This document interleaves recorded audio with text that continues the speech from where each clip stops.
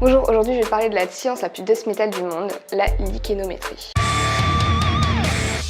Alors je sais comme ça, le lichen ça fait pas trop dark, mais je vais t'expliquer pourquoi les lichénomètres passent leur vie dans les cimetières. Tout commence en 1933, quand un certain Norvégien du nom de Knut Fegri, c'était un Norvégien, a eu l'idée de dater des événements grâce au lichen. Je t'explique un peu le truc. Imagine, tu as une crue, et donc pendant cette crue, il y a des énormes masses d'eau qui charrient des énormes rochers, et donc il va déposer sur les berges des gros cailloux. À partir du moment où ce gros caillou est posé là, des lichens vont se développer à sa surface. Donc si on est capable de dire quel âge a le lichen, on est capable de dire quand le gros caillou est arrivé sur place. Ce gros caillou, ça va être le témoin de la crue. Donc la lichénométrie, elle va servir à dater plusieurs choses dans plusieurs champs. Elle est utilisée en paléontologie, en archéologie et en géomorphologie. Donc on va s'intéresser pour ça à des lichens très précis. On va s'intéresser à des lichens qui sont amalgamés, collés à la surface, c'est ce qu'on appelle les lichens crustacés.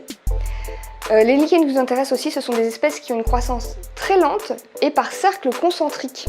Tout comme les cernes d'un arbre nous servent à dater l'arbre, la taille du lichen va nous aider à dater le lichen. Seulement c'est un peu plus compliqué parce que si on peut juste compter les cernes pour l'arbre, pour le lichen on ne peut pas compter les anneaux. Et surtout on sait qu'un lichen ça va croître plus ou moins vite selon qu'il fait humide, froid, chaud. Et ça change chaque année. Donc pour se servir de cette technique, il nous faut une méthode qui nous permette de faire un genre de courbe d'étalonnage, une correspondance entre la taille du lichen de la région et son âge.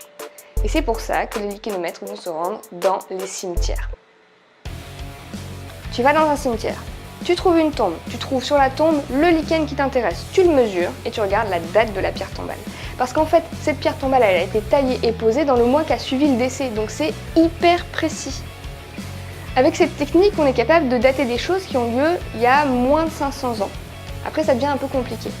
Mais on peut aller quand même un peu plus loin dans certains endroits. Donc dans les endroits très arides et très froids, comme en Antarctique, la croissance des lichens va être très faible. Et donc du coup, on a réussi à dater des événements qui ont eu lieu il y a 4000 ans avec cette technique. Souvent le lichen s'est confondu avec la mousse, alors qu'en fait pas du tout. Le lichen ne fait pas du tout partie de la même famille. En fait le lichen, quand je dis le lichen, c'est pas un organisme, c'est deux espèces différentes, ou voire trois, comme ça a été découvert très récemment, qui cohabitent en symbiose. Le lichen en fait c'est un champignon à la base. Comme tu sais, le champignon ne produit pas de chlorophylle, les champignons ne sont pas verts, et donc tu as bien vu que les lichens, s'ils ont cette couleur verdâtre très souvent, donc le champignon va cohabiter avec une algue verte ou une cyanobactérie. Voilà, c'était tout pour aujourd'hui. J'espère que ça t'a plu et que si tu es gothique et que tu adores la science, tu sais maintenant qu'il y a une autre piste que d'être habillé dans le NCIS. Tu peux aussi être lichénomètre. Bye! Alors j'aimerais quand même que tu vois le dévouement pour l'exactitude scientifique. Voilà, tu peux pas faire plus dark metal, t'as vu les petites têtes de mort, c'est trop choupi.